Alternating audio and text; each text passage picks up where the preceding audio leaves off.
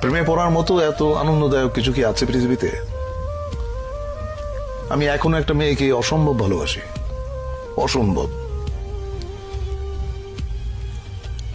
কে সে?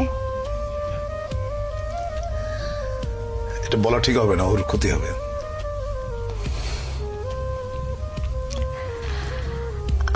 আমরা কি চিনি?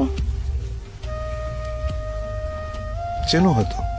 আপনার কাছে প্রেমের সংজ্ঞাটা কি? প্রেম আপনি কিভাবে অনুভব করেন? প্রেম হচ্ছে স্বর্গীয়।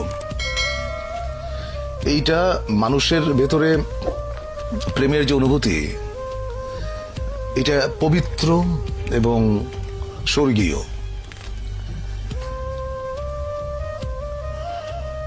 প্রেমের চাইতে ভালো বিষয় মানব ইতিহাসে নাই।